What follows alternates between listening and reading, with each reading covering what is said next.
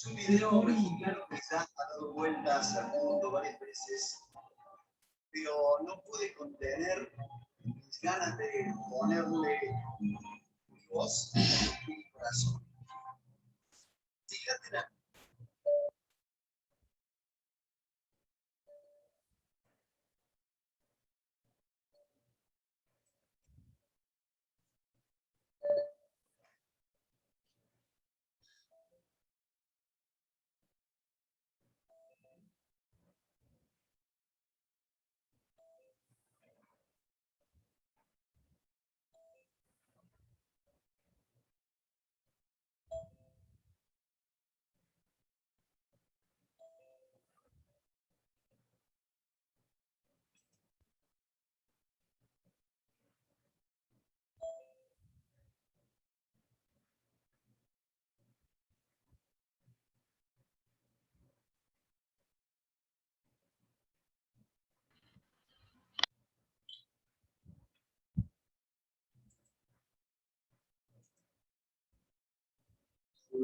Buen día, doctores. ¿Cómo están? Buen día, Doc. ¿Cómo andan? Buenos días. Bien, bien. Bueno, vamos a empezar el teórico, el último teórico del año. Bien, Carolina, perfecto. Bueno, creo que no vamos a tener más gente. Hoy vamos a tener, chicos, vamos a terminar, digamos, el cursado con hipertensión y embarazo. A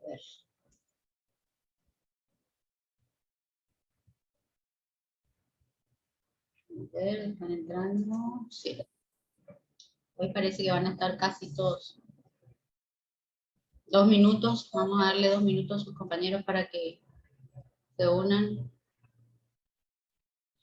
Este va a ser un teórico que les puede llegar a parecer difícil al principio, un teórico que pueden ustedes pensar que es complicado, pero la verdad que van a ver que una vez que entiendan, sinceramente es muy simple y bueno, nos permite realmente entender una de las grandes patologías de la obstetricia y una de las grandes comorbilidades que generan la mayoría de las causas de mortalidad en mortalidad materna, digamos.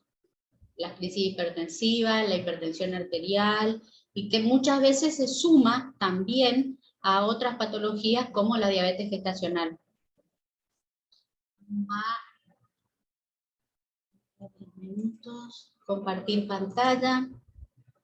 Avísenme si se ve lo que comparto. ¿Están viéndolo? ¿Sí se ve? Perfecto.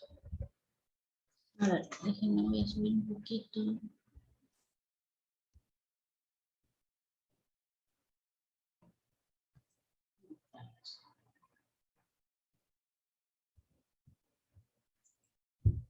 Bueno, vamos a empezar.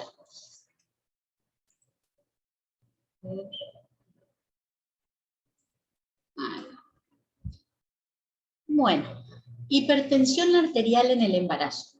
Como les decía,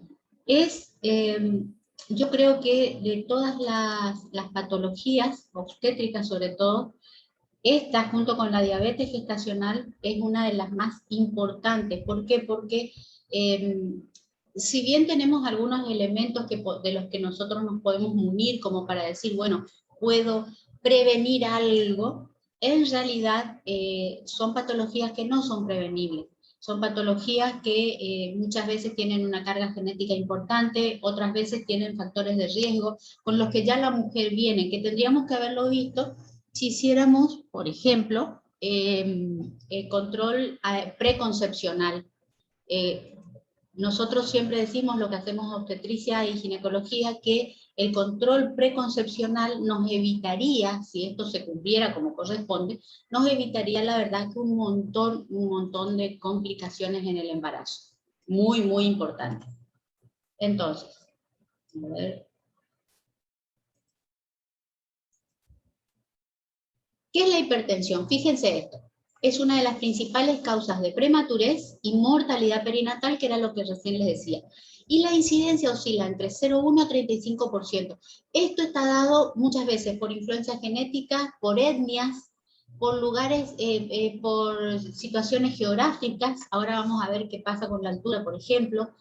Pero en general está muy relacionado a, digamos, al entorno, al medio ambiente, más allá de lo personal. Miren, con respecto a la hipertensión, ya en los papiros de Cajún, ¿se acuerdan cuando hablábamos, o de la Junca, hablábamos de la historia de la obstetricia, 2200 años antes de Cristo, ya obviamente no se la denominaba hipertensión, pero sí se la asociaba a esta situación donde la embarazada presentaba edemas, presentaba convulsiones, con una situación propia del embarazo, que solamente ocurría durante el embarazo.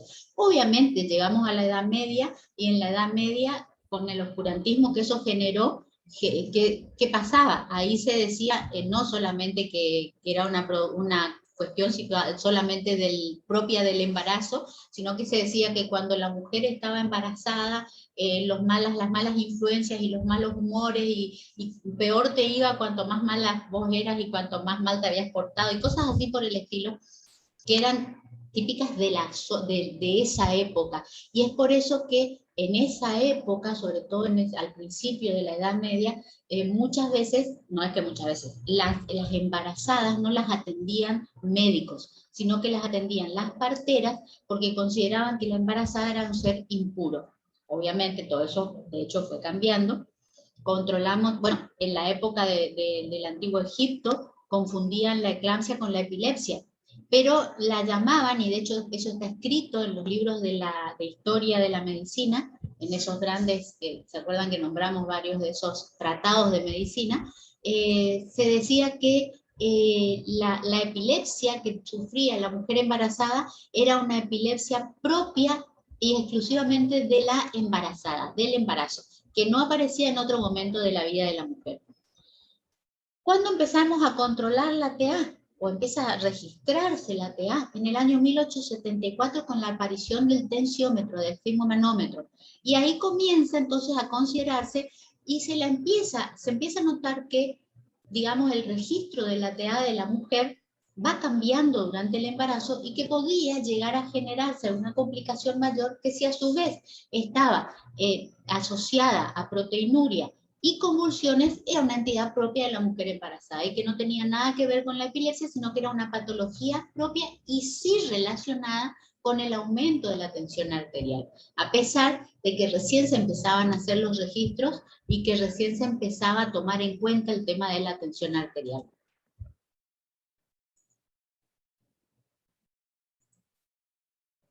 Entonces, cuando nosotros hablamos de la definición de hipertensión, tomamos en cuenta cuatro partecitas que podemos unir y hacer una sola definición. Primero, presencia de tensión arterial elevada en una mujer embarazada. Simple, clarito. Puede estar acompañada de proteinuria, puede estar acompañada de edema, y puede ser de aparición actual o anterior al embarazo. O sea, nosotros tenemos que la presencia de la hipertensión en la mujer embarazada puede o no estar acompañada de proteinuria, puede o no estar acompañada de edema, y puede ser de aparición actual o anterior al embarazo. ¿Cómo nosotros vamos a definir eso? Por la edad en que aparece la hipertensión. ¿En qué etapa del embarazo aparece la hipertensión? Si aparece en el primer trimestre, es una hipertensión previa al embarazo. Si aparece en el segundo o tercer trimestre, estamos hablando de una hipertensión inducida por el embarazo.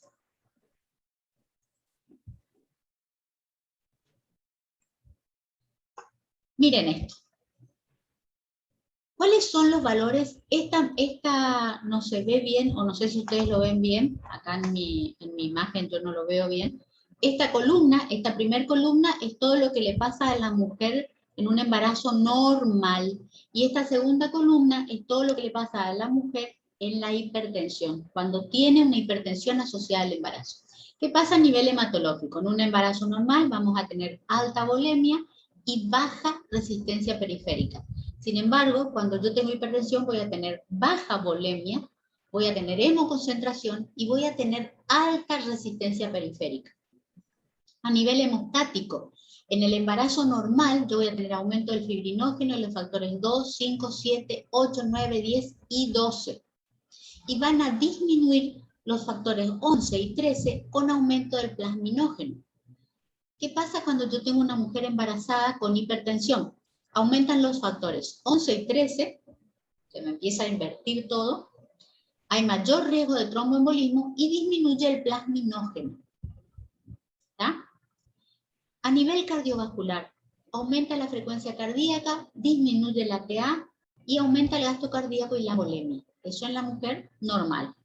En cambio, en la hipertensa voy a tener que disminuye la frecuencia cardíaca y aumenta la tensión arterial. Disminuye el gasto cardíaco y hay aumento de la volemia.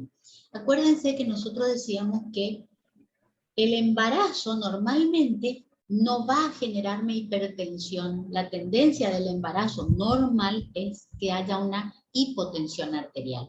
¿Tá? A nivel de la presión, hasta las 32 semanas disminuye. Vamos a tener ahí los cuadros de hipotensión, incluso hipotensión severa, y luego los valores vuelven a estar en el mismo nivel de los previos al embarazo.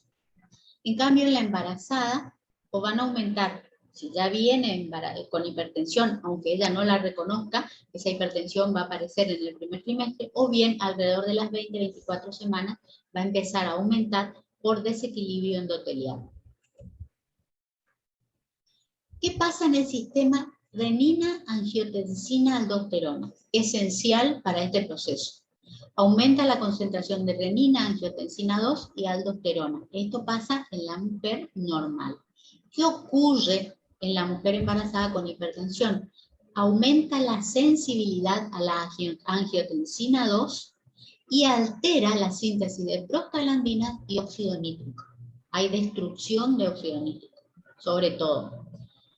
En cuanto a la irrigación placentaria, yo voy a tener en una embarazada normal la primera y la segunda onda de migración trofoblástica, lo que permite mejorar, digamos, la perfusión placentaria. ¿Por qué? Porque gracias a esta segunda onda yo voy a tener mayor vascularización. En cambio, ¿qué pasa en la hipertensa? La hipertensa no tiene segunda onda de migración trofoblástica. Esto hace que disminuya la prostaciclina y aumente el tromboxano A2. ¿Está? Los leucotrienes y las prostaglandinas, que son vasoconstrictores y agregantes plaquetarios. ¿Qué pasa con el óxido nítrico? En un embarazo normal va a estar elevado, esto va a hacer que se reduzca la resistencia periférica y voy a tener vasodilatación. Recuerden que el óxido nítrico es un vasodilatador. Sin embargo, cuando yo tengo una paciente hipertensa, el óxido nítrico sufre un desbalance oxidativo y antioxidante y se produce inhibición del óxido nítrico. O sea, como ustedes pueden ver en este cuadro, muy simple, en este cuadrito van a ver que todo lo que normalmente se produce en un embarazo normal, perdón por valga la redundancia, en un embarazo con una hipertensión se invierte completamente. ¿Está? Entonces, ¿cuál sería la etiopatogenia? Habiendo visto lo que acabamos de ver. Primero, hay una isquemia placentaria por producción de sustancias citotóxicas. Hay un estrés oxidativo y una peroxidación lipídica por inhibición del óxido nítrico y la prostaciclina sintetasa.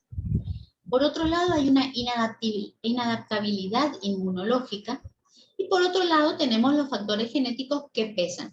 Ojo con esto, porque si yo tengo una paciente que tiene como antecedente una mamá que ha sido hipertensa durante sus embarazos, que en realidad, a ver, si yo tengo una paciente que viene al control del embarazo y tiene una mamá que tiene 50 años o 48, por encima de 40 años, y la mamá actualmente tiene hipertensión, sí, es un dato importante, pero ¿cuál es el dato que más me va a aportar a mí? El antecedente de que la mamá de mi paciente haya tenido durante sus embarazos hipertensión. y que en sus embarazos haya hecho alguna crisis o haya hecho algún evento como eclampsia o alguna cosa similar a eso. Eso es lo que más va a pesar. Si esta mujer mayor de 50 años o de 40, menopáusica, empieza a hacer hipertensión, pero durante sus embarazos no hizo hipertensión ni ninguna otra complicación, la verdad es que la posibilidad de que la paciente genéticamente tenga una predisposición a hacer hipertensión del lado de la madre no la estaría heredando. No sé si quedó claro eso. Que me interesa preguntarle cuando me dicen, sí, mi mamá es hipertensa. ¿Quedó claro eso, chicos? Sí, doctora. ¿Entendieron qué tipo de hipertensión es la que yo le voy a preguntar a la mujer embarazada que tiene la mamá o que tuvo la mamá? Sí, doc, se entendió. No los escucho. ¿Alguien habló? Está bien, doctor. Ahí está. Está perfecto. bien, doctor. Sí, doc. Perfecto. Muy bien. Bueno, continuamos. Entonces, ¿qué pasa con el óxido nítrico? Los radicales libres producen destrucción directa del óxido nítrico, disminuyendo su producción a nivel endotelial. Entonces, ¿qué pasa? Cuando yo no tengo óxido nítrico a nivel endotelial, esa vasodilatación que se produce no se produce, valga la redundancia, y se produce una vasorreactividad alterada que me va a conducir al vasoespasmo de la vasculatura, o sea, a la hipertensión. Voy a tener vasoconstricción, básicamente. El óxido nítrico es un relajante del músculo liso perivascular. Gracias al óxido nítrico hay un buen flujo de sangre a nivel de los vasos. Inhibe la agregación plaquetaria y es un neurotransmisor, o sea, es esencial para la regulación de nuestra presión. Cuando hay lesión endotelial, lo que vamos a tener es disminución de la producción de prostaciclina con predominio del tromboxano A2, que es un agregante plaquetario potente y potente vasoconstrictor. A su vez se produce liberación de endotelina 1 y entonces tengo el combo perfecto para la vasoconstricción. De todo esto es lo que de alguna manera me protege la buena producción del óxido nítrico. Entonces es importantísimo entender esto porque es el proceso de la fisiopatología de la hipertensión. Miren esto. Yo tengo, por ejemplo, la mujer no embarazada, tiene una vasculatura normal, vasos espiralados, sin ningún problema. ¿Qué pasa en la paciente que tiene un embarazo normal? Yo voy a tener, como tiene buena producción de óxido nítrico, voy a tener buena dilatación, dilatación digo bien, y voy a tener, entonces, la invasión, digamos, trofoblástica no me va a generar ninguna complicación. Pero en la mujer que tiene hipertensión, vamos a tener disminución del óxido nítrico y lo que yo voy a tener es reacción de justamente todos los elementos que me conducen a la vasoconstricción. Y entonces, es como cuando ¿vieron cuando ustedes están regando una planta y aprietan la manguera y sale el chorro más fuerte? Esto ocurre lo mismo en los vasos de la placenta. Cuando se produce eso, hay una vasoconstricción, aumenta el flujo sanguíneo, se dispara la presión y por lo tanto se manifiesta en la hipertensión arterial. Por supuesto, con todas las complicaciones propias de esto. Hay dos elementos que hoy en día se tienen muy en cuenta y que deben ser tenidos en cuenta. El factor de crecimiento placentario, que sería este que se conoce como PIGS, y el factor, la tirosina quinasa 1 soluble, ¿tá? Que similar al FMS. Ahora, ¿qué es el factor de crecimiento placentario? Es una proteína proangiogénica producida por la placenta. Y la tirosina quinasa 1 soluble también es una proteína producida por la placenta, pero es una antiangiogénica. Se producen las dos al mismo tiempo, pero hay un equilibrio de balance en el que yo tengo mayor cantidad de factor de crecimiento placentario y entonces la proteína antiangiogénica, la verdad es que no puede actuar demasiado y se produce un equilibrio, se mantiene un equilibrio. ¿Qué hace el factor de crecimiento placentario? Promueve la formación de nuevos vasos a partir de los existentes. Acuérdense que teníamos vasos de neoformación a nivel de la placenta Y esto es esencial para un embarazo exitoso, a nivel fetal y a nivel de la madre. En cambio, la tirosina quinasa libre, soluble, es aquella que... Y no consulta, le aviso. Me ofrecieron, hay alguno que quiere vender $1000. La plata de urgente y son todas azules y lo vende a 189, por si le interesa. Perdón, no sé quién tiene abierto el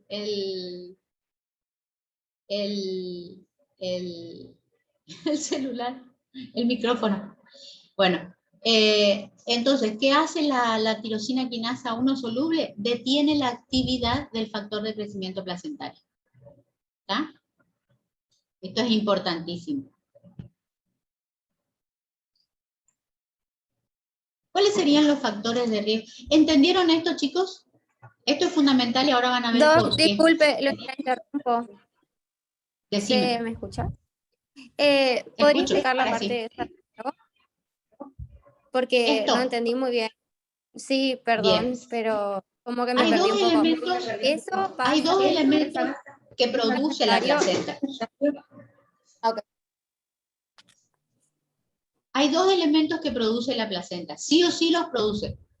El factor de crecimiento placentario y la tirosina quinasa 1 soluble. Son dos elementos que sí o sí se producen a partir de la placenta, pero se producen dentro de un equilibrio. Ese equilibrio hace que no haya exceso de ninguna de las dos. Por un lado, el factor de crecimiento es una proteína, ambas son proteínas, una es proangiogénica y la otra es antiangiogénica. ¿Por qué tiene que haber un equilibrio? Tiene que haber un equilibrio, ¿por qué? Porque una va a evitar que haya, por ejemplo, una va a evitar que se produzcan hemorragias y la otra va a generarme un buen flujo sanguíneo. Entonces, mientras estas dos proteínas actúen en forma simultánea, aunque, digamos, están en contra, todo va a funcionar bien, porque una me va a generar vasos de neoformación y la otra lo que va a hacer es controlar a ese factor de crecimiento placentario para evitar que no haya una hemorragia. No sé si te aclaré algo ahí. Ah, ok, está bien. Sí, quería saber si eran condiciones normales, las dos tendrían que estar presentes. Sí. Las dos tienen que estar presentes y las dos tienen que mantener un equilibrio. Siempre tiene que haber un poquito más de factor de crecimiento placentario, pero eso se ve en los porcentajes, digamos, de presencia. De todas maneras, cada vez más en día se utilizan estos dos, digamos, estas dos proteínas como diagnóstico predictivo de cuánto tiempo faltaría para que esta paciente me haga una preeclampsia, por ejemplo, o bien para que tenga, o si va a tener o no posibilidades de tener una preeclampsia. Pero tienen que estar las dos, sí o sí van a estar las dos, porque las dos son producidas por la placenta. Y sí o sí deben estar en equilibrio, porque si no hay equilibrio, puedo tener una hemorragia o puedo tener, obviamente, una insuficiencia placentaria grave. ¿Está? Está, gracias, Doc.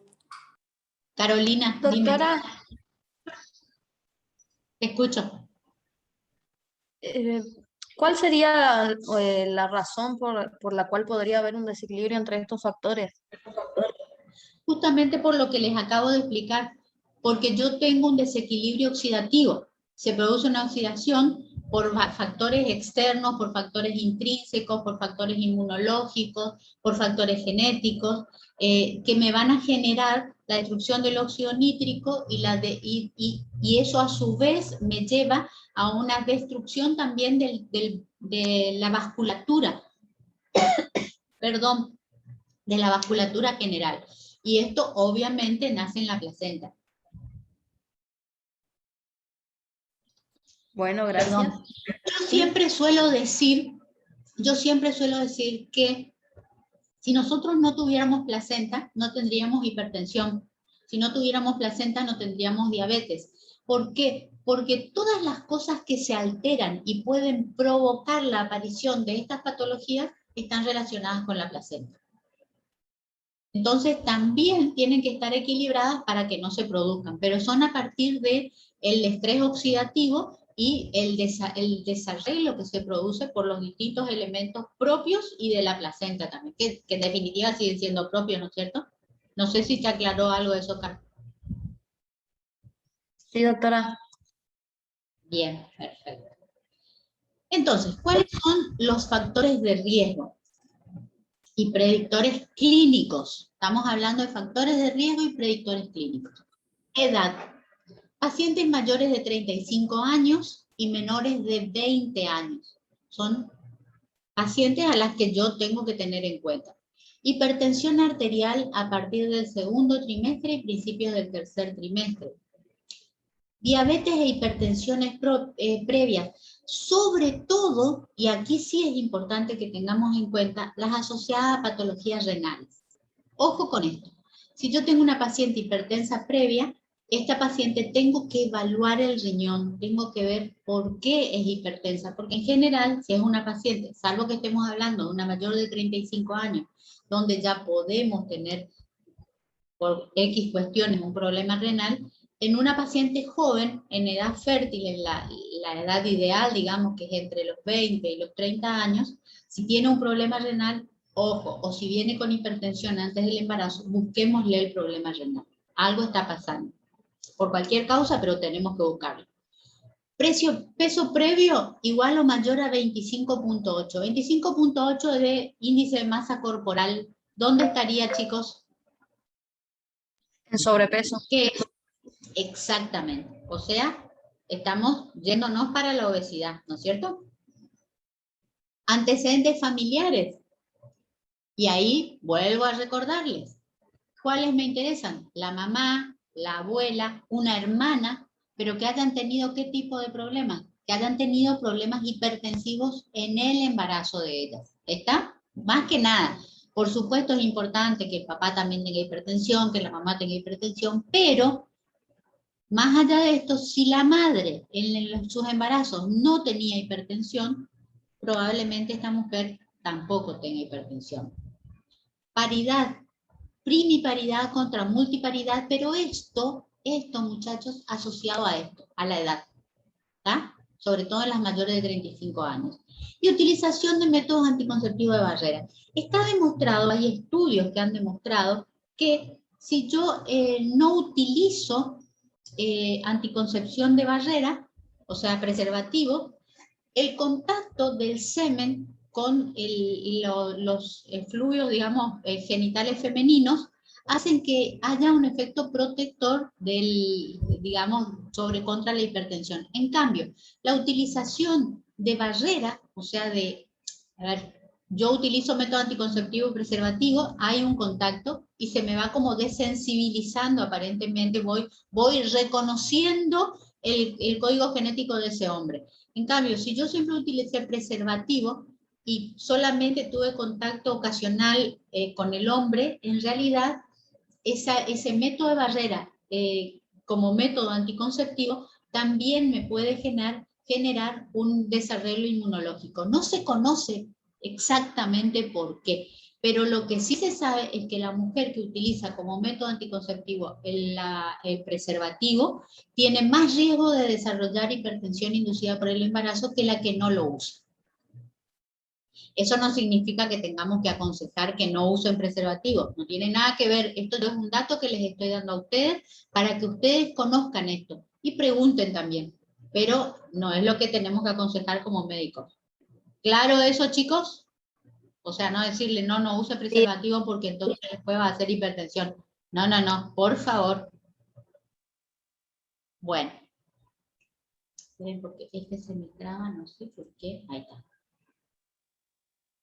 Factores obstétricos. Gemelaridad, como vimos cuando vimos embarazo múltiple, sabemos que puede aparecer no solo la diabetes, sino también la hipertensión, sobre todo la hipertensión, la presencia de mola y la presencia de hidropesía, que sería la mola hidatiforme. Tabaquismo. En las fumadoras habituales existe una leve protección sobre la preeclampsia, pero ojo con esto, porque en realidad depende de la dosis diaria. ¿Cuál es la dosis diaria que podría, en algunos casos, generar una cierta protección muy leve? Es la de un cigarrillo por día. Lo que nosotros tenemos que tener claro es que el tabaco, ¿qué me produce la nicotina en los vasos? Vasoconstricción. Exactamente. Entonces, si a mí me produce vasoconstricción la nicotina en todos los vasos de mi organismo, ¿qué va a pasar en la placenta? Me va a producir vasoconstricción. Porque ¿qué es lo que me está haciendo la nicotina? Me está destruyendo óxido nítrico. Me está alterando la vascularización. Entonces, nunca puedo pensar que va a tener un efecto protector. Probablemente sea debido, sí es cierto, a la cantidad de dosis, de la cantidad de cigarrillos que fuma por día, pero esto no está estudiado fehacientemente, porque sería un estudio antiético hacerle fumar a una embarazada para ver cuántos cigarrillos tiene que fumar para que sea protector. De todas maneras, sabemos que el tabaquismo provoca vasoconstricción, por lo tanto, tiene que ser descartado en el embarazo en general, haya hipertensión o no. Las dietas ricas en calcio, magnesio, zinc, vitamina E, ácidos grasos N3. Esto sí tiene un efecto protector sobre la preeclampsia. Entonces, básicamente, como no le vamos a estar diciendo a la mujer, come calcio, toma calcio, sabemos que los polivitamínicos que se le dan generalmente traen todos estos elementos, pero a su vez, lo que nosotros tenemos que indicarle es una dieta equilibrada. Cuanto más variada sea la dieta y más completa, más protección va a tener esta mujer. ¿Está?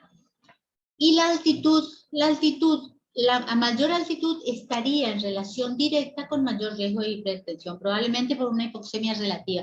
Esto es lo que hace cuando hablábamos de la incidencia, vieron que era muy amplia la dispersión entre de una punta a la otra, no tenemos de 7 a 8, sino de 0,1 a 35. Y aquí es donde también entran los lugares, o sea, dónde vivís, a qué altura estás sobre el nivel del mar. Esto es lo que va a permitir que tengas más o menos presión también. Y esto, por supuesto, va a influir. ¿Cómo hacemos el diagnóstico? Es muy simple. Presión o paciente con 140-90 milímetros de mercurio en 2 tomas consecutivas en el mismo brazo, con un periodo de 15 minutos entre una y otra toma, estando la paciente en reposo. ¿Está? Ese sería uno de los diagnósticos. TA con incremento de sistólica de 30 milímetros de mercurio y de diastólica de 15 sobre la basal. Esto no se usa. ¿Por qué no se usa? Porque la verdad es que yo necesitaría saber cuál es la basal de la paciente. O sea, qué presión tiene habitualmente la paciente. Y si yo le pregunto a todas ustedes, las mujeres y los hombres también que están acá, ¿cuál es la presión habitual que tienen? Yo les puedo asegurar que con suerte un 5%, y creo que estoy regalando puntos, van a saber qué presión habitualmente tienen. Entonces, si yo no sé la presión que normalmente yo tengo, difícilmente puedo saber si a mí se me está disparando o no la presión. Entonces, esto hoy no se utiliza. Presencia de proteinuria por calentamiento positiva. ¿Cómo se hace la proteinuria por calentamiento? ¿Se acuerdan? ¿Saben? Chicos. ¿Alguno sabe cómo se hace la proteinuria? ¿No? Es muy simple. No. No, perfecto. Tienen que tomar un tubo de ensayo común y silvestre, de vidrio, por supuesto, que son los tubos de ensayo. Cargan un poco, la mitad del tubo de ensayo con orina de la paciente, orina que recién no de 24 horas ni nada, recién orinó y que me traiga la orina, y lo calientan sobre el fuego. Una hornalla, un encendedor, un mechero, sobre lo que ustedes quieran. ¿Cuándo es positivo? Cuando se forma, yo tengo el tubo de ensayo, y en el tubo de ensayo se me forma, cuando le caliento y empieza a hervir la orina, se forma un sobrenadante, un aro de sobrenadante de proteínas. Eso es positivo. Si cuando la orina empieza a hervir no se forma nada, proteinuria por calentamiento negativo. ¿Por qué? ¿Para qué sirve esto? Esto sirve básicamente si yo no tengo un laboratorio. Básicamente si no tengo tira reactiva. Estoy en Yataití Calle y me viene una paciente con 140-90, la tengo que derivar a Goya y quiero saber si está con proteinuria o no, porque para mí me va a determinar cómo la voy a nombrar, si es una hipertensión inducida por el embarazo, si es una preeclampsia o qué. Entonces, ¿qué pasa? Yo hago mi proteinuria por calentamiento. ¿Yo sé cuánto voy a tener de proteinuria? No, no sé cuánto voy a tener. Sí puedo presumir que yo voy a tener valores mayores a 300 miligramos por decilitro de proteína, si es que esta proteinuria por calentamiento se forma, es positivo. Pero ya, si tengo proteinuria por calentamiento, muchachos, esa paciente tiene proteínas altas, tiene una proteinuria alta. ¿Quedó claro eso? Esto les va a servir en la guardia, en cualquier guardia de cualquier lugar del mundo. ¿Entendieron cómo se hace una proteinuria por calentamiento? Sí, doctora. Sí, doctora. Perfecto. Bueno, ¿cuándo más sería positiva? Mayor de 300 miligramos por decilitro. Esto sería en una orina al azar, no es necesario que sea en ayuna ni nada, al azar. Mayor de 5 gramos en orina de 24 horas. Y las chicas que estuvieron hoy en el consultorio conmigo vieron que a la paciente que yo había derivado por hipertensión, le pidieron la orina de 24 horas, justamente para ver cuál era la proteinuria que ella tenía, si tenía o no proteinuria, que en el laboratorio normal no tenía, pero puede ser que en la de 24 horas sí salte, es raro, pero puede saltar. O bien, 3 cruces positivas en la tira reactiva. A veces en los servicios tienen tiras reactivas, bueno, muy simple, le hacen orinar a la paciente y se mete la tirita, y chao, se terminó. Pero esto sería proteinuria. ¿Sí o sí tiene que tener proteinuria la embarazada? No, no, no exclusivamente. Puede tener proteinuria. Si tiene proteinuria estamos hablando de una patología más grave que una hipertensión básica. Pero puede no tener y seguir siendo grave. El otro tema es el edema, porque decíamos hipertensión arterial con proteinuria, con edema. ¿Puede o no tener edema? Habitualmente el edema de la embarazada por hipertensión es más que nada el edema oculto, o sea, esa paciente que por semana me está aumentando medio kilo con una dieta adecuada, o por lo menos que yo creo que es adecuada, y si la tengo internada la estoy controlando, o esa paciente que tiene edemas durante el día y que se acuesta y cuando se levanta al otro día, o a la tarde, supongamos que se acostó a dormir la siesta y se levanta a la tarde, continúa con el edema. ¿En dónde? Sobre todo, región lumbosacra, manos, cara. Y por supuesto pies, que puede ser, pero sabemos todos que la embarazada puede tener ya a partir del segundo trimestre y en función de la cantidad de peso que haya aumentado, una aparición de edemas, sobre todo en los miembros inferiores. Entonces, ¿dónde busco más? En las manos, en la cara, en el abdomen. ¿Está? ¿Entendieron esto de los edemas, chicos? Sí, doctora. Son Sí, tres puntos esenciales cuando estamos hablando del diagnóstico de hipertensión. Bueno. ¿Cómo clasificamos? ¿Puedo preguntar? ¿Se sigue utilizando? ¿Sí? Escucho, no sé quién habló. Con respecto a la proteinuria. ¿Sí?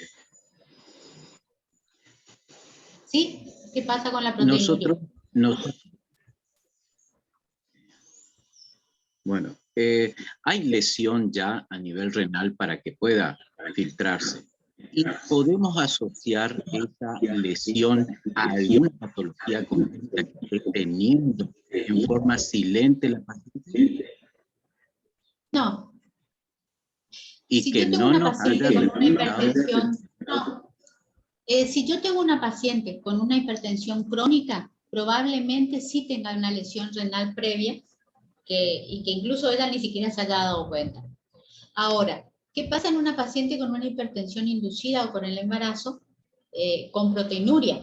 No, obviamente que sí me está hablando de que hay una afectación renal, pero esto no significa que porque haya tenido una preeclampsia con proteinuria, digamos, esta paciente vaya a quedar con una afectación renal después del embarazo. Puede restituir absolutamente todo y desaparecer cualquier tipo de toque renal, Como también puede quedar con una insuficiencia renal, ojo con esto. Siempre que yo tengo proteinuria hay una afectación renal, pero en la embarazada la situación es completamente diferente al resto de los seres humanos, digo, no embarazados. Entonces, la proteinuria en la paciente con hipertensión inducida por el embarazo no me está hablando de que vaya a tener una falla renal permanente después del embarazo. Sí, en el momento del embarazo está teniendo algún tipo de afectación renal, que es lo que está haciendo que continúe la presión subiendo también. Pero no, que sea silente, no, porque vamos a tener una hipertensión ya desde el primer trimestre, no una inducida por el embarazo que recién va a aparecer después de las 20 semanas, incluso 24 semanas. Esto es ya de algo que ya está viniendo y va a aparecer la clínica generalmente en la mitad del primero y durante el segundo trimestre. ¿Está? Entonces ahí sí puedo presumir que se trata de una hipertensa crónica y que sí que obviamente tengo que buscar, tengo la obligación de buscar algo en riñón. Pero no es tan simple como en cualquier persona el asumir que porque hay hipertensión tengo que tener lesión renal. Es un poquito más complicado el tema de la embarazada, pero ¿por qué? Es más complicado porque no es lo mismo y no se comporta de la misma manera, básicamente por eso. No sé si te contesté, Carlos, creo que eras vos el que preguntaste. Bueno, continuando entonces. ¿Cómo la clasificamos? En hipertensión inducida por el embarazo o hipertensión gestacional, puede ser sin proteinuria, simplemente hipertensión, o bien puede ser con proteinuria, en cuyo caso la llamamos preeclampsia. ¿Está? La preeclampsia sí requiere que haya proteinuria para poder ponerle el apellido, digamos. Esta a su vez puede ser leve o puede ser severa. Después tenemos la hipertensión crónica o previa.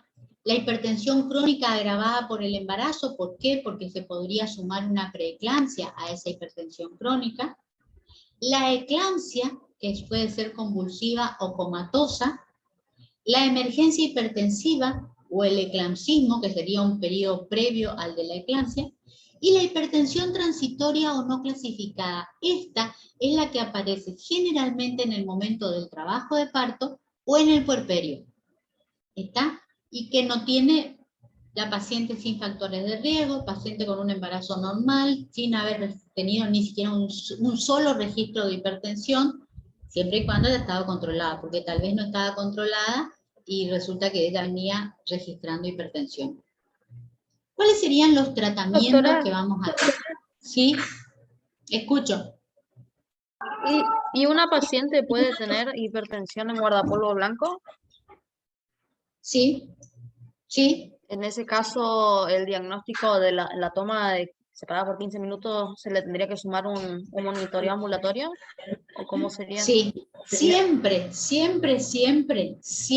cuando yo voy a diagnosticar hipertensión, sobre todo si no tengo, digamos, una hipertensión como para decir, bueno, no, esta paciente tengo que internar o estamos con un valor por encima, supongamos de 130-90, ¿no? Y yo le controlo a los 15 minutos y vuelve a tener 130-90. Pero ella te dice que está tranquila, que ella no tiene, que no se siente nerviosa, que no, nada, no le duele la nuca, no le duele la cabeza, no tiene palpitaciones. Ella está tranquila, pero tiene 130-90. Lo que se hace es, se le manda a la casa con el control ambulatorio de TA. ¿Cómo tenés que mandarle? Le tenés que decir que ella anote. 2 veces por día se tiene que tomar la presión durante 3 días seguidos en distintos horarios. O sea, no siempre en el mismo horario. 2 veces por día en distintos horarios y que anote. Entonces vos, al tercer día, terminó de cumplir y te trae la curva que se hizo. Puede pasar, y nos ha pasado, a mí me ha pasado varias veces, que viene a verme, yo vuelvo a tomarle la presión y vuelve a salirme 140-90. Pero el control de ella en su casa no pasa de 160, 110-70, como muy alto 120-80. Entonces, si es una paciente, obviamente se le hacen todos los estudios. Obviamente se la controla, se le hacen todos los estudios, no necesitas internarla, pero sí le pedís un Doppler vascular, le pedís un control de la TA esos 3 días, un laboratorio completo. Y si todo viene normal, pero cada vez que te vea vos le sube la presión, el síndrome del guardapolvo blanco. Simple. ¿Qué tenés que hacer? Y nada, no podés hacer nada. Es simplemente seguir controlándola y bueno, sí es para tener en cuenta de que esta paciente que solamente hace hipertensión cuando te ve a vos, cuando se va al control, digamos, al hospital o al sanatorio, donde fuere, esta es una paciente que podría hacerme hipertensión en el trabajo de parto. ¿Está? Pero en su embarazo no está teniendo hipertensión porque solamente hace un registro cuando te ve a vos. No sé si te contesté a tu pregunta. Sí, doctora. Bien. Carlos, ¿qué me Perdone, estabas por doctora. preguntar? Sí, decime. En la clasificación que nos muestra aquí, en particular, en nuestro libro está en la página 336, en particular de la preeclampsia, en la cual nos aclara que puede estar leve, moderada o severa. Y en el cuadro, no aparece como moderada. En la evolución. Carlos, discúlpame. ¿El libro cuál es? El de la libro es cátedra. Bueno, el libro de la cátedra es del año 2009. Acuérdense que yo les dije que lo básico no se modifica, pero que las patologías van modificándose y que van a tener que ver en el teórico las modificaciones. ¿Por qué? Porque en el año 2017, 2018, se cambió esa definición y la preeclampsia, la moderada, directamente se anuló y se tomó solamente leve y severa. ¿Está? La clasificación de Gunn y Pritchard es la misma, pero en algunos puntos se ha modificado, como en esta, por ejemplo, la preeclampsia, leve y severa. No existe más la moderada. ¿Está?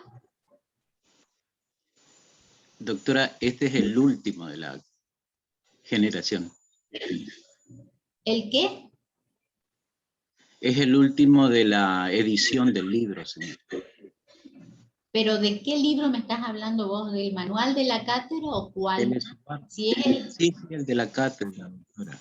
El manual de la cátedra, la última edición fue del año 2009, no se actualizó. El manual de la cátedra no se actualizó todavía. Está en proceso en este momento de actualización, por eso tiene todavía esa clasificación. Correcto. ¿Está? ¿Está? Bueno, esta sí, es la clasificación que ustedes tienen que saber. Esta. No hay otra. Esta es la que tienen que conocer. ¿Entendieron? Y severa todo? sería. Ahora vamos a ver punto por punto.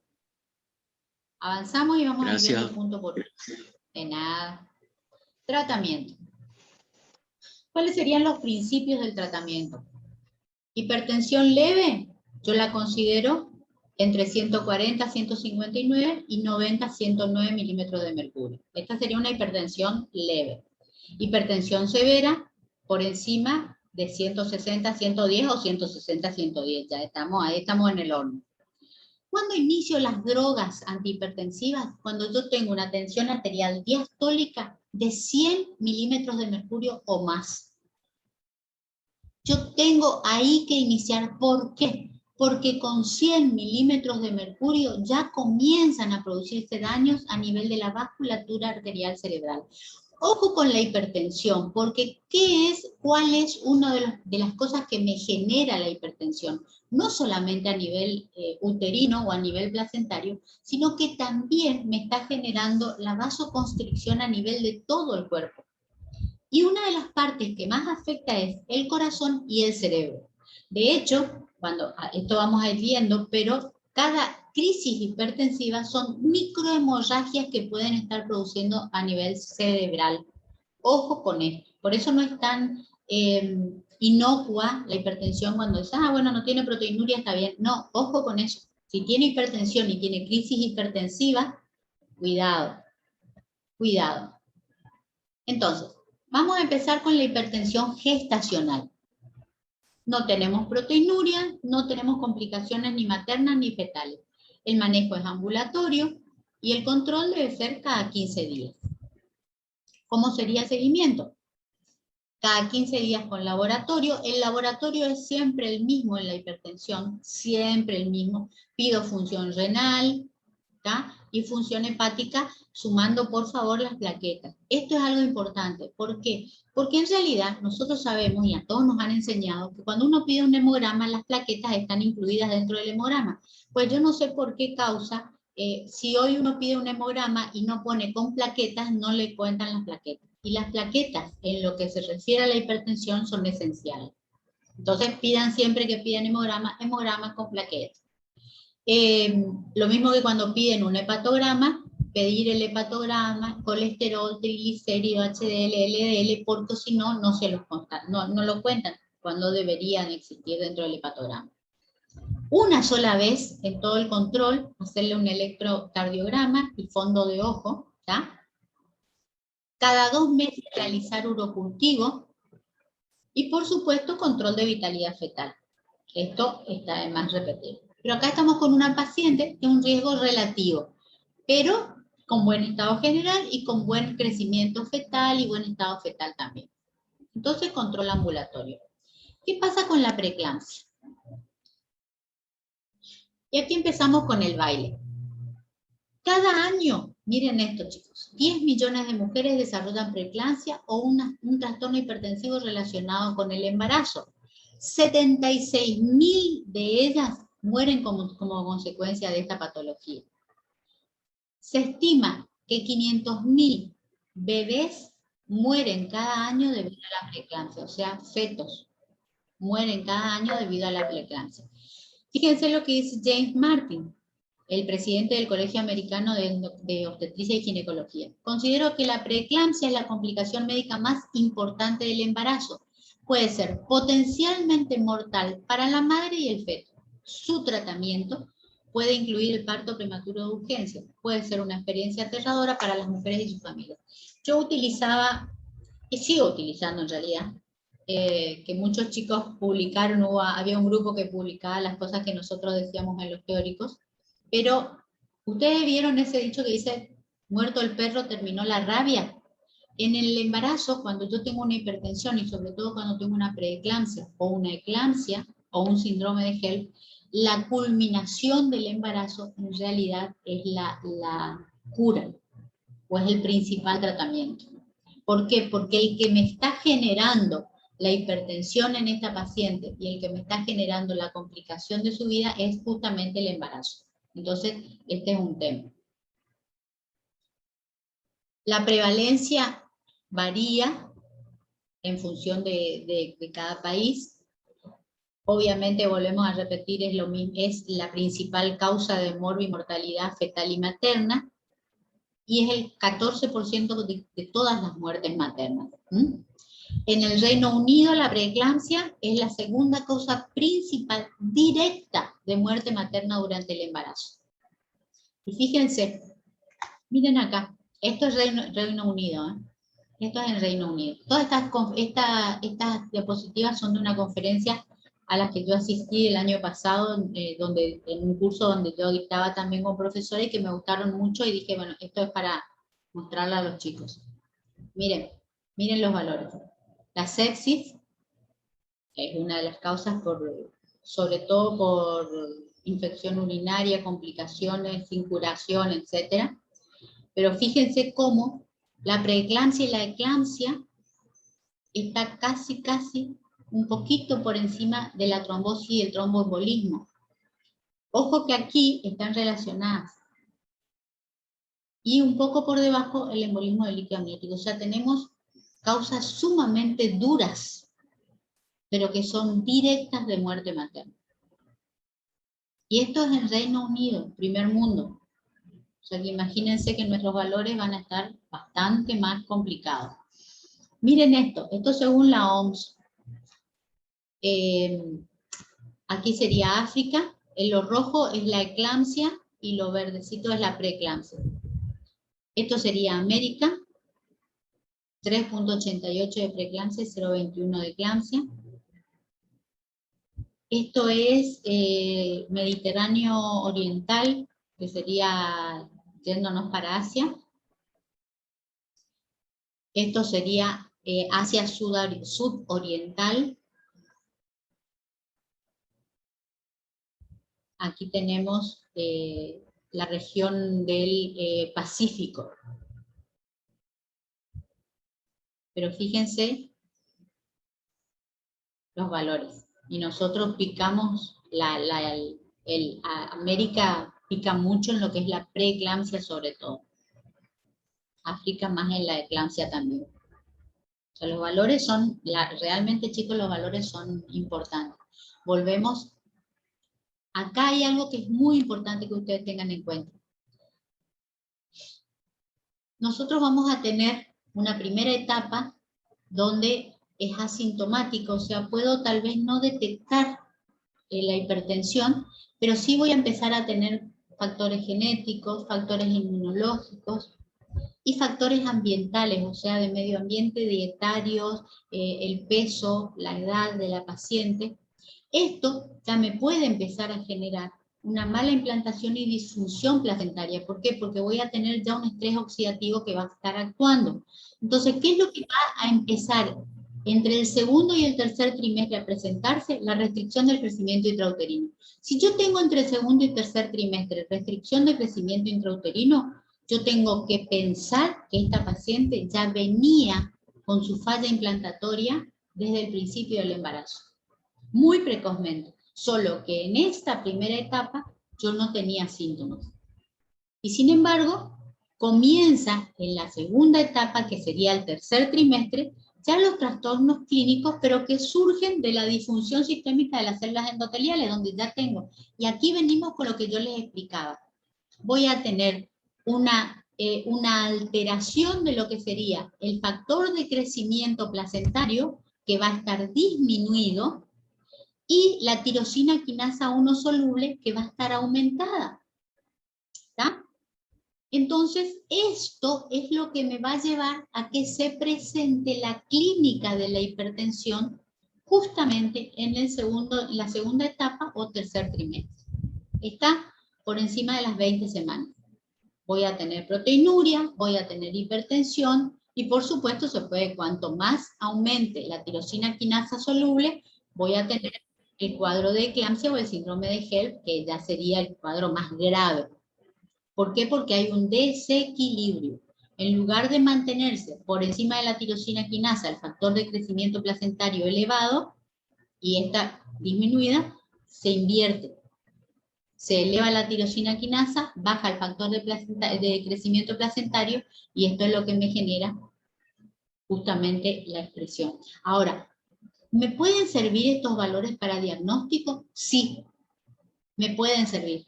Los valores de estos dos elementos, de estas dos proteínas, me van a servir justamente como pronóstico. Yo puedo, y ahora más adelante vamos a ver, yo puedo decir dentro de cuánto tiempo, en función de los valores que yo tenga, se me va a presentar la preeclampsia. Se va a hacer positiva o diagnóstica, evidente la preeclampsia, más allá de la clínica. Miren esto. ¿Cuáles serían los posibles procesos? Posibles, porque a pesar de que se sigue estudiando, seguimos teniendo dificultad para decir realmente qué es lo que genera eso. Hay aparentemente una isquemia placentaria, hay remodelación defectuosa de las arterias espiraladas, invasión incompleta del trofoblasto, no tenemos, acuérdense que hablábamos que no tenemos la segunda ola de invasión, deficiencia endometrial en la zona de unión, el estrés oxidativo que me va destruyendo el óxido nítrico, ¿tá? Inflamación intravascular, este estrés oxidativo con destrucción de óxido nítrico me va a provocar una inflamación, activación y disfunción de las células endoteliales y, por supuesto, activación de plaquetas y trombinas. Estos serían los probables procesos fisiopatológicos de la primera etapa, que es asintomática, volvemos a explicar. ¿Tá? Miren esto. Cuando yo tengo una placentación normal, mi flujo es este, miren lo amplio que es, lo alto, y miren cómo está esta placenta. Sin embargo, cuando yo tengo una placentación anormal y tengo el crecimiento restringido, yo empiezo a tener, o sea, ya empiezo con la clínica porque empiezo con una detención del crecimiento intrauterino, miren cómo cambia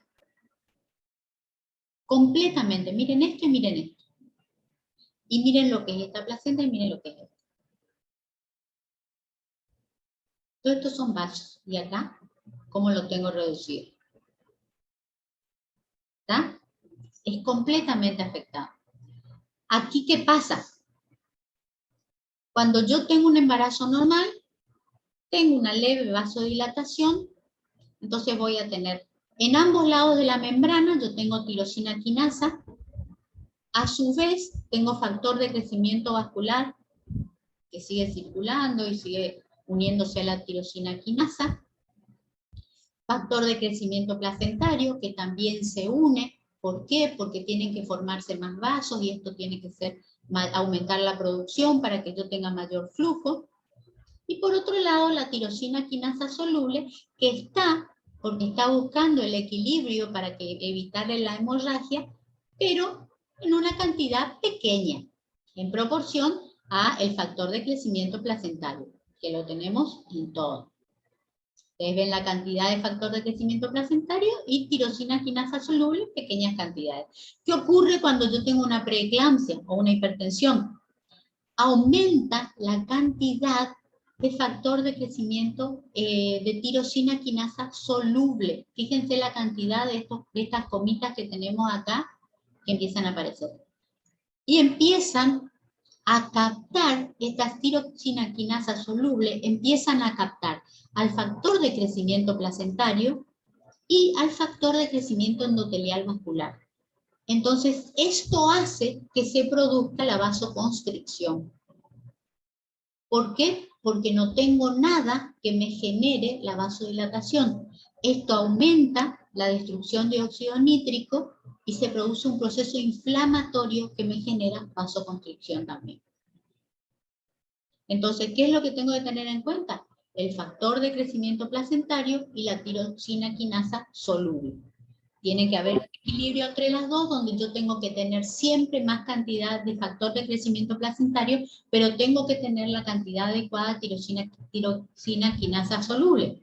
Si yo tengo invertida esa ecuación y tengo mucha cantidad de tirosina quinasa, esto me va a captar todo lo que es factor de crecimiento endotelial y factor de crecimiento placentario y me va a generar una vasoconstricción y un proceso inflamatorio con destrucción de óxido nítrico.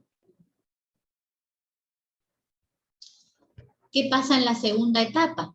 Comenzamos con las manifestaciones clínicas. Y bueno, aquí comienza la hipertensión y la presencia de proteinuria, dolor abdominal, náuseas, vómitos, cuando ya tengo, esto ya cuando tengo obviamente una afectación hepática, ¿ya? Que es cuando ya, aquí ya estamos hablando de una patología grave. A nivel cerebral, signos como dolores de cabeza, escotomas visuales, trastornos auditivos, trastornos típicos de edema cerebral. Obviamente que esto puede generarme mortalidad materna. A nivel fetal, que voy a tener básicamente restricción del crecimiento y obviamente cuando nace síndrome de dificultad respiratoria. Entonces, recordemos lo que decíamos al principio, que cuáles son las dos proteínas importantes aquí, el factor de crecimiento placentario y la tirosina quinasa soluble. Uno es proangiogénico y el otro es antiangiogénico y deben estar equilibrados para que haya una buena vascularización placentaria, para que haya una evolución del embarazo adecuado. El grupo de Nicolaides, que es uno de los que más estudia sobre todo la parte placentaria de la hipertensión en el Reino Unido, y de hecho hay una escuela de Nicolaides, desarrolla un modelo para la predicción de la preeclampsia precoz y tardía, y combina características maternas con índice de pulsatilidad de la arteria uterina del Doppler, la presión arterial media y marcadores bioquímicos, donde tenemos entre todos, el más importante, el factor de crecimiento placentario, ¿está? Inhibina A, antivina A, pero básicamente el factor de crecimiento placentario es el primero que se pide y el que más se consigue.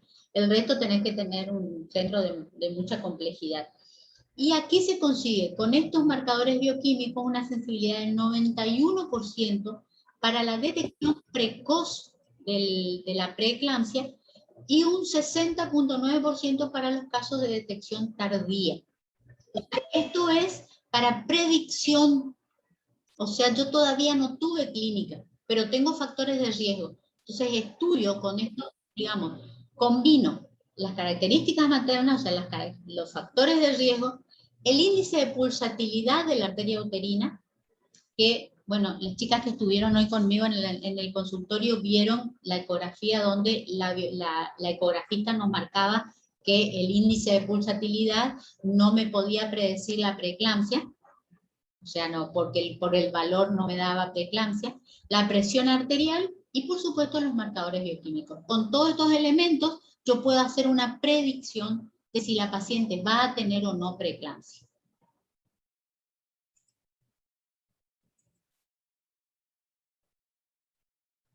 Según la guía NICE, ustedes van a ver acá, en una paciente con presión arterial tenemos normal, 140-90, después de las 20 semanas de gestación. Esa sería una hipertensión inducida por el embarazo. Y si es preexistente, bueno, lo que ellos siguen manteniendo, lo que nosotros ya no utilizamos, que es el famoso mayor de 30 de diastólica y de sistólica, perdón, y 15 de diastólica.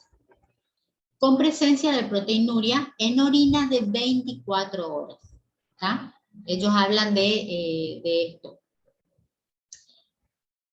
Ellos plantean que la medición de la presión y el nivel de proteína carecen de sensibilidad y especificidad para evaluar la gravedad de la enfermedad o predecir el curso de la enfermedad. Antiguamente, y antiguamente hablo de 10 años atrás, la presencia de proteinuria era un predictor, y de hecho el valor de la proteinuria era un predictor de gravedad. Si bien ellos descartan la predicción de gravedad por la proteinuria, la verdad es que la presencia per se de la proteinuria me está hablando que hay un proceso grave. Y en lugares donde no tenés forma de utilizar o de hacer mediciones bioquímicas, como ser buscar tirosina quinasa o factor de crecimiento, obviamente que el poder determinar la proteinuria te va a permitir aseverar e incluso tomar una conducta.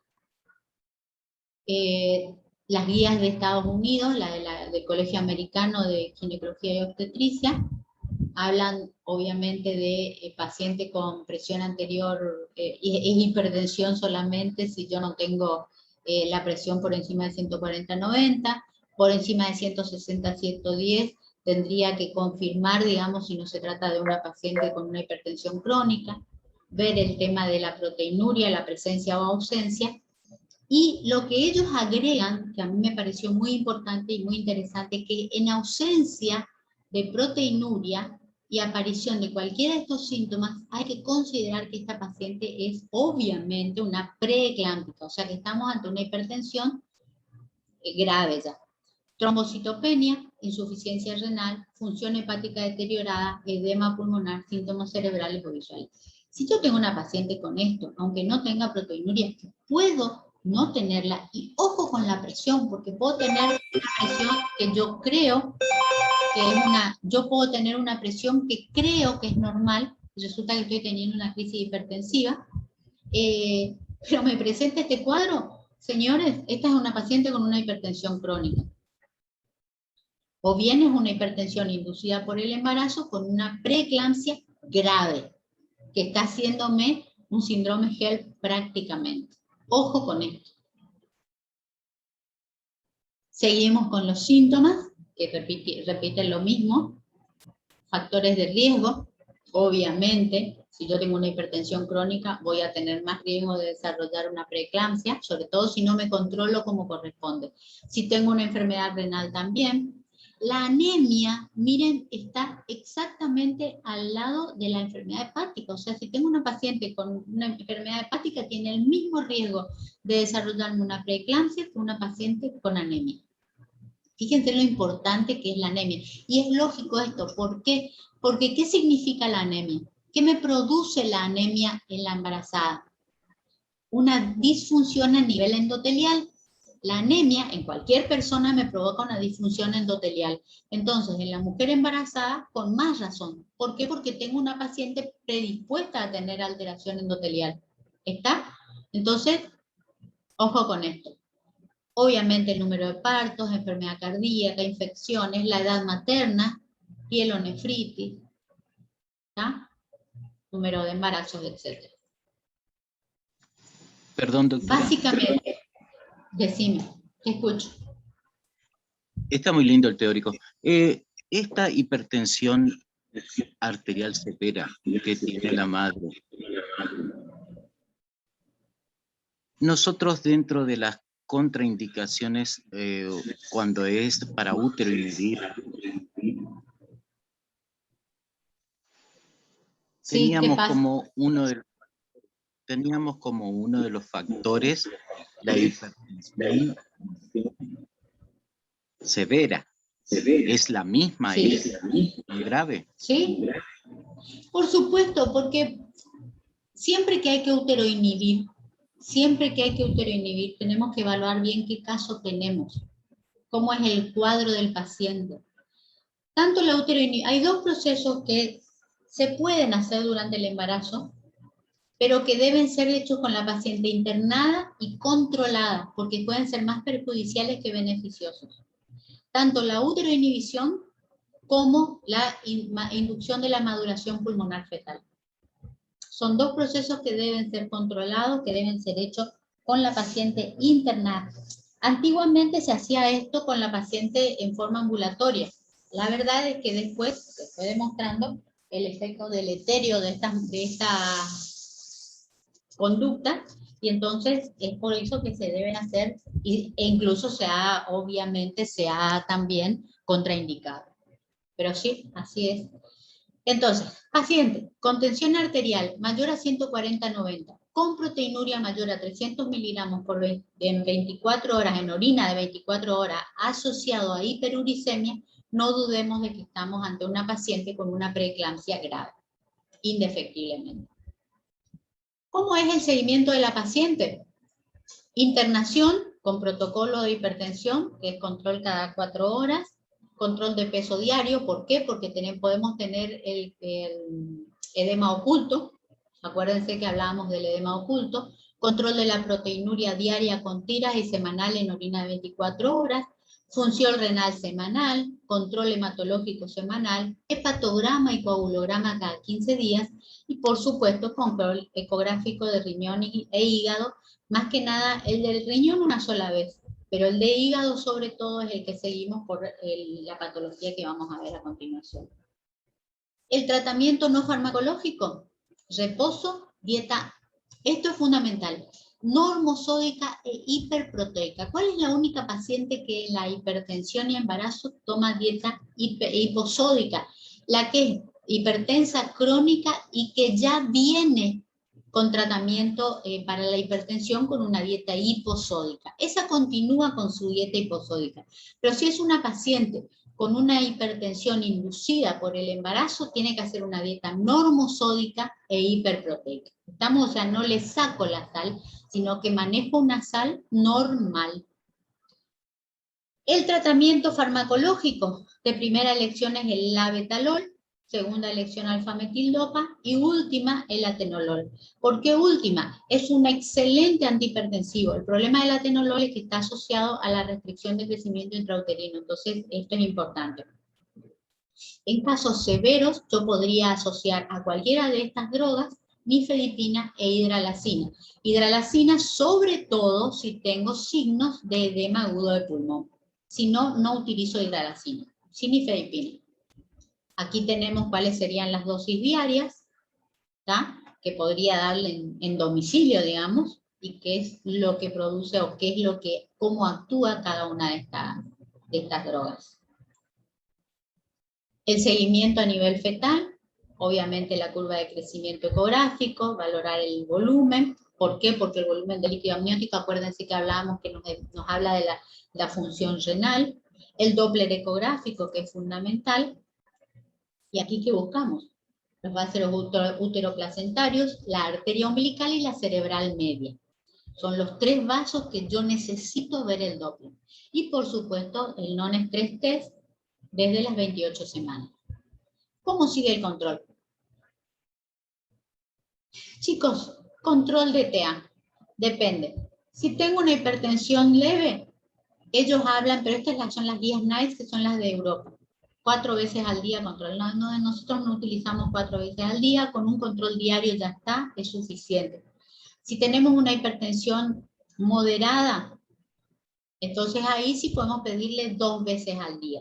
Y obviamente con tratamiento. Si esta paciente, de hecho, va a estar internada primero para ver cómo se comporta con la medicación, y ya cuando se va de alta se va a ir con el control diario de la TA, que vamos a ir diciéndole, generalmente se le pide 2 veces por día. Y si tenemos una hipertensión severa, aquí sí podemos llegar a controlar más de 2 veces por día, pero esta es una paciente que obviamente la vamos a ver un poco más de cerca. ¿Por qué puede ser el control clínico un reto? ¿Por qué? Primero por la falta de opciones en los tratamientos. Como les dije, el tratamiento principal es la finalización del embarazo. Entonces, es un reto. Obviamente, la necesidad de equilibrar los riesgos maternos y fetales. ¿Por qué? Porque a lo mejor yo necesito interrumpir este embarazo y estamos con un embarazo de 28 semanas. ¿Y los riesgos fetales cuáles van a ser? Pero si yo no interrumpo el embarazo, se me muere la madre. Entonces, dependiendo del caso, es donde yo tengo que equilibrar estos factores de riesgo que a veces suele ser difícil. Obviamente, la identificación de los factores de riesgo. Esto es importante. Y una vez que identifico los factores de riesgo, la derivación de la paciente. Tengo que derivarla, no me tengo que quedar con una paciente en un centro de atención primaria con una paciente hipertensa. ¿Por qué? Porque no tengo los elementos ni para estudiarla ni para seguirla. Entonces, por más que yo sea un súper especialista, si estoy en un centro de atención primaria de la salud, no debo manejar pacientes de alto riesgo. Esto tiene que ser una premisa para todos ustedes. Y la necesidad de una prueba confiable para evaluar la gravedad y el proceso de la enfermedad para predecir sobre todo las complicaciones. La evaluación, cuando consideramos que se trata de una preeclampsia de inicio temprano, cuando sería una preeclampsia de inicio tardía, cuando comenzamos con los controles y evaluación de riesgos. Si yo quiero culminar el embarazo, si tengo una hipertensión leve a moderada, podría extenderme hasta las 36-37 semanas, pero no pasar de las 37 semanas, y se hace un cuidado de alguna manera conservador. Si estoy con una hipertensión moderada a severa, obviamente sé que hay mayores riesgos tanto para el feto como para la madre, entonces tendría que hacer alrededor de las 34 semanas maduración pulmonar y ver en las 34 semanas el parto o la cesárea, ¿está? Continuamos con lo mismo que ya dijimos. Esto es importante, esto es fundamental, chicos, en el tratamiento y la profilaxis. Desde el momento en que yo tengo sospecha de que puedo tener hipertensión, puedo tranquilamente y sin contraindicación hacer profilaxis con aspirina. La aspirineta del mejoralito infantil, no, el mejoralito creo que es, ¿cómo se llama? Ahora es paracetamol, sería la aspirineta, que es ácido acetil salicílico, ¿está? Ácido acetil salicílico, el geniolito, exactamente, de 150 a 100 miligramos por día, 75 es lo mínimo. Nosotros tenemos el mejoralito que tiene 100 miligramos. Eso le tenemos que dar desde las 12 semanas hasta finalizar el embarazo. Hoy ya se habla así, antes se decía hasta las 34 semanas. Hoy se sabe que es hasta finalizar el embarazo, depende del grado de hipertensión. Ver todo lo que nombramos, ¿tá? Las consecuencias a corto plazo vamos a tener obviamente el síndrome HELLP, la hemorragia cerebral. La principal causa de muerte en la paciente con hipertensión es el ACV hemorrágico, porque cuando hacen una convulsión o una crisis hipertensiva, lo que la paciente está haciendo en cada crisis es microhemorragias cerebrales. Entonces, cuando me hace una convulsión eclámptica, lo que me está haciendo es un ACV hemorrágico. Es la principal causa de muerte en esta paciente. Obviamente en el niño, la prematurez por la interrupción del embarazo, obviamente la prematurez de peso también, el bajo peso al nacer, síndrome de dificultad respiratoria y obviamente todas las patologías relacionadas con la prematurez, que ya las hemos visto. Estas serían las complicaciones. Aquí tienen los, digamos, incidencia de las complicaciones, ¿tá? Efectos a largo plazo en el funcionamiento cognitivo. Esto es algo que ellos estudiaron, en Europa estudiaron, y hablan de que hay bastantes alteraciones a nivel cognitiva, en ansiedad y depresión en mujeres que han tenido preeclampsia. En nuestro ámbito, la verdad es que no se han hecho estos estudios. Ellos sí lo han estudiado. Como ven, en realidad son pocas las pacientes, pero, bueno, ellos lo han estudiado y lo han publicado. Y por supuesto la carga económica. El costo hospitalario, una atención de una paciente embarazada con complicaciones, cualquier embarazo con complicaciones indefectiblemente provoca alto riesgo. La hipertensión crónica, que ya sabemos es la que se presenta antes de las 20 semanas. En general el manejo es ambulatorio, reposo. A diferencia de la diabetes, donde nosotros le pedíamos que la paciente caminara, salvo que se asociara a hipertensión, que hiciera ejercicio físico, en la hipertensión la conducta es reposo, y disminuir la actividad física. Control cada 15 días y evaluación desde las 18 semanas de la salud fetal. Dieta con 2 gramos de sodio e hiperproteico. ¿Tá? Llegamos a la emergencia hipertensiva. Aquí vamos a tener lo que ya vimos, ¿tá? A nivel del sistema nervioso central, irritabilidad, fotofobia, cefalea. A nivel cardíaco, insuficiencia cardíaca congestiva, y ahí vamos a tener el edema agudo del pulmón. A nivel renal, insuficiencia renal aguda, oliguria y oligoanuria. Y por supuesto la complicación más grave, que es por la causa que mueren las pacientes, es por el ACV hemorrágico. ¿Tá? Obviamente el manejo es internación, control de la salud materna y el tratamiento farmacológico. Volvemos a las drogas. Obviamente estamos con una paciente que muchas veces no puede tragar, entonces va a ser intravenoso todo, hasta que podamos pasar la vía oral. Y entonces aparece la convulsión en el curso de la preeclampsia. ¿Cuándo va a aparecer? Aproximadamente el 60% aparecen durante el embarazo, un 30% durante el parto y un 10% en el puerperio. Y tiene los síntomas que habíamos hablado: afectación neurológica, aparato digestivo, trastornos visuales y trastornos sensoriales. ¿Qué tengo que hacer yo cuando tengo este cuadro, que es la eclampsia, la conocida como eclampsia? Asegurar una vía aérea permeable. Se utilizan los mordillos cuando tengo una paciente que me está convulsionando. Realizar una vía central. Tiene que ser, esos son segundos, chicos, segundos que se juega la vida de la paciente. O sea, tienen que actuar muy rápido. Y si no están preparados para hacerlo, tienen que tener al lado suyo una enfermera o alguien que sí pueda hacerlo. Sonda nasogástrica, porque se puede broncoaspirar. Sonda vesical, porque necesito cuantificar orina. Y oxígeno. Antes se decía que era un 60% y se hace oxígeno al 100%, directamente. El tratamiento farmacológico, el sulfato de magnesio. Tengo una paciente convulsionando, tengo que utilizar sulfato de magnesio. Si no tuviera sulfato de magnesio y estoy en la emergencia, puedo usar diazepam, pero lo ideal es sulfato.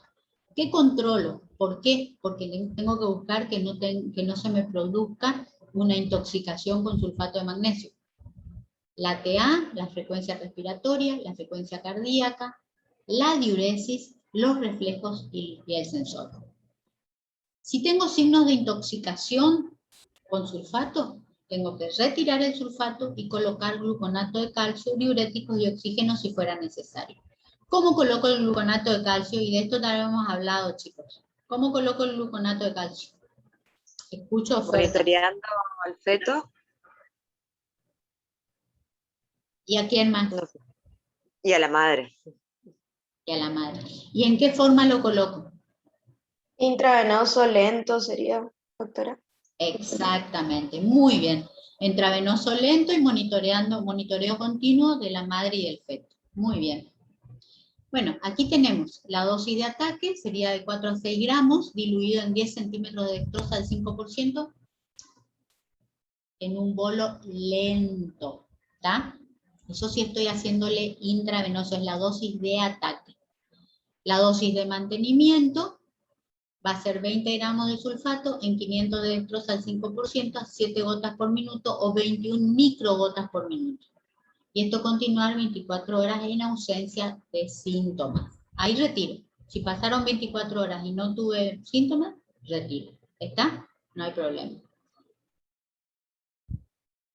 También 5 gramos en 500 de dextrosa al 5% a 35 gotas. Esto sería aproximadamente, es lo mismo. En los dos casos yo tengo 1 gramo por hora.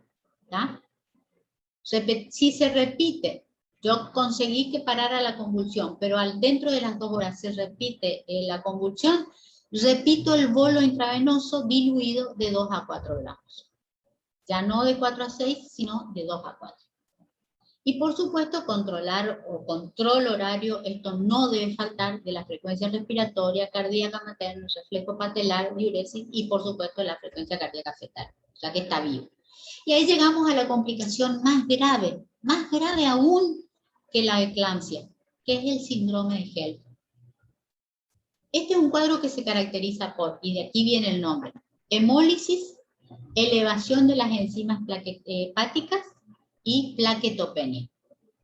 Esto obviamente está en inglés, pero esto es lo que forma el nombre de HELLP, conocido como HELLP.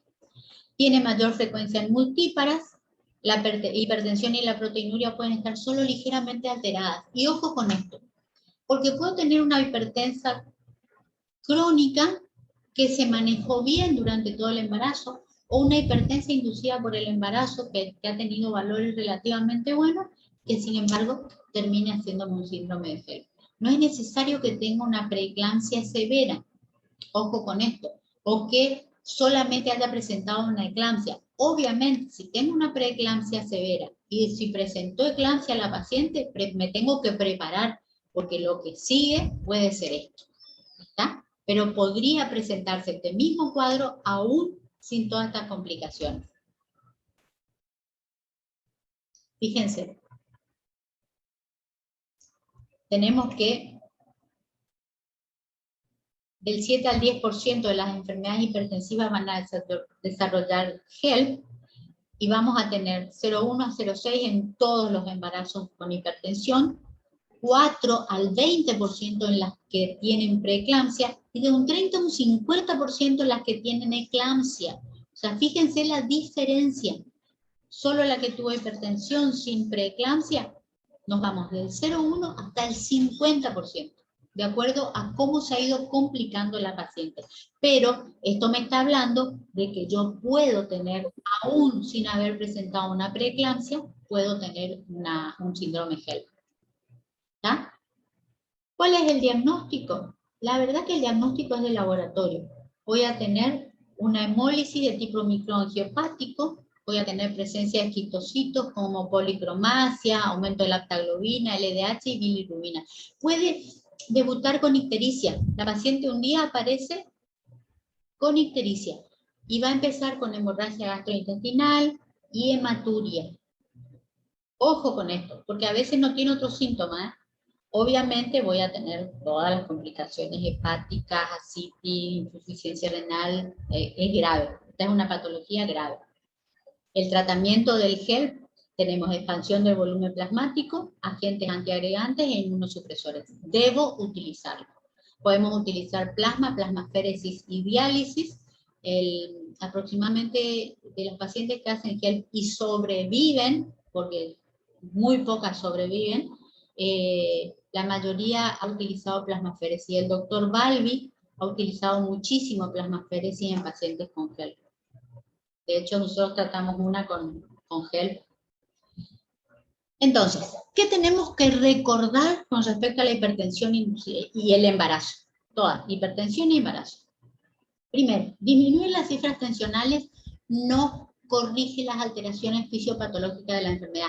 Error pensar que porque le bajo la presión la estoy curando. No, señores, no la estoy curando, la estoy sosteniendo apenas.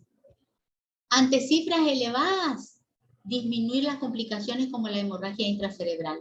Si tengo cifras muy elevadas, no le puedo bajar mucho la TA, pero sí puedo controlar, disminuir levemente. Cualquier, ojo con esto y recuerden esto siempre, cualquier medicación hipotensora reduce el flujo uteroplacentario y esto me va a ocasionar daño fetal. Sí o sí lo vamos a tener, chicos. Es imposible no tener. ¿Está? Volvemos a lo mismo. Recordemos entonces el desequilibrio. Ya podemos detectarlo hasta 5 semanas antes del inicio de la preeclampsia. Lo normal, en un embarazo normal, yo tendría que tener baja relación. ¿Está? ¿Esto qué era? ¿Se acuerdan lo que era esto?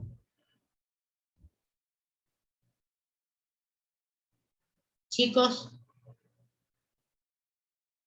¿qué proteína es esta? ¿Y qué proteína es esta? ¿Cuál es esta? ¿Factor de crecimiento placentario? Exactamente, el factor de crecimiento placentario. ¿Y esta? La tirosina quinasa 1. Tirosina quinasa 1. Entonces, en un embarazo normal, yo tengo un estado proangiogénico donde voy a tener mucho factor de crecimiento placentario, pequeñas cantidades de tirosina quinasa 1 que lo que hacen es equilibran el estado proangiogénico para que no haya una hemorragia. ¿Está? Pero ¿qué pasa en la hipertensión? O cuando yo tengo riesgo de hipertensión, voy a tener una alta relación porque voy a tener mucha tirosina quinasa soluble y poco factor de crecimiento placentario. Entonces, esto es lo que a mí me va a indicar que yo tengo muchísimo riesgo de tener el desarrollo de una preeclampsia. ¿Está? Aquí Sí, vemos Doc, ahí quedó. ¿Ahí quedó claro? Perfecto. Sí, sí, lo que habíamos preguntado hoy. Exactamente. Aquí tienen bien cada cuánto le hago, ¿está? ¿Qué pasa con la presión? Fíjense acá, la relación. Acá tengo los valores, ¿está? Si yo tengo alrededor de las, por debajo de las 20 semanas, estos valores quiere decir que estamos en una paciente que no tenemos riesgo y no va a desarrollar, por lo menos en la semana próxima, preeclampsia. Ahora, si tengo valores que van entre 38 y 85, yo tengo una paciente que antes de un mes me va a desarrollar preeclampsia. Y si yo tengo valores por encima de 85, y aquí estamos hablando de valores de laboratorio, de factor de crecimiento placentario y tirosina quinasa 1. Esta es la relación. Estoy hablando ya de que esta paciente es altamente sugestivo de que en menos de una semana me va a estar desarrollando preeclampsia. Entonces, miremos los valores. ¿Está? Por debajo de 34 semanas, y tengo estos valores, de aquí para acá, tengo un inicio temprano. Por encima de las 34 semanas, de aquí para acá, ya me está hablando de que tengo un inicio tardío. Esos serían los valores que tendría que tener en cuenta yo si pudiera hacerlos al estudio. Recordar, todos, absolutamente todos los antihipertensivos atraviesan la placenta. Por sí misma, la hipertensión tiene riesgo de resultados adversos. Si tengo una paciente crónica, o sea que es hipertensa crónica y está recibiendo IECA o está recibiendo antagonista de angiotensina 2, hay que suspenderle inmediatamente la medicación y cambiársela porque están contraindicados en el embarazo. El único tratamiento definitivo de la preeclampsia es el parto y el uso de las terapéuticas como finalidad alcanzar la viabilidad feto-neonatal, o sea, tratar de llegar lo más lejos posible para que el feto pueda salir vivo y dentro de todo en buen estado general. Este era mi papá, el profesor, el creador de esta cátedra, y era un gran estudioso de la hipertensión. De hecho, el doctor Balbi, cuando empezó con los plasmaféresis en las hipertensas, lo hicieron con él en el Hospital Vidal y después en pacientes privadas también, porque él hacía embarazo de alto riesgo. Él siempre decía que la hipertensión continúa siendo un desafío importante para la perinatología. Y aquí confluyen diferentes aspectos de la medicina perinatal y de ahí la importancia de la multidisciplina. Y por supuesto, es fundamental, y por eso es que hablé tanto también de la fisiopatología, conocerla para poder entenderla y tratarla. Porque entonces cuando uno trata, sabe qué es lo que está generando también durante ese tratamiento. Y siempre repetía esto, que yo no sé de quién es, pero él siempre lo repetía. Solo se diagnostica lo que se busca. Solo se busca lo que se sospecha. Solo se sospecha lo que se conoce y solo se conoce lo que se estudia. Si yo no estudio, si yo no sospecho, si yo no busco, chicos, yo no voy a diagnosticar. Y puedo tener una paciente en grave peligro de vida, tanto ella como su feto. Bueno, vuelvo a invitarles, este congreso tiene un monto diferenciado para los alumnos y es virtual completamente. Y esta es la cátedra. Bueno, señores, hemos llegado al final este es el último teórico que ustedes van a tener en su carrera como estudiantes de medicina. A partir de acá, todo lo que vayan a tener van a ser teóricos ya de médicos, como médicos. Este es el último teórico. Espero que les hayan servido estos teóricos. Espero que, bueno, este paso que todavía falta una semanita para terminar de la cátedra también les haya servido. Sé que lamentablemente en el esquema actual que estamos teniendo no hemos dado lo que nosotros estamos acostumbrados a dar y queremos darles a ustedes, pero tengo la fe de que por lo menos de alguna manera algo habrán recibido, que ya es algo importante para nosotros. Si no hay ninguna pregunta, señores, este ha sido el último teórico y nos estaremos viendo en la presentación de las monografías el día 9 de noviembre. ¿Estamos? Muchas gracias, doctora. Gracias, Muy bien, Doc. chicos.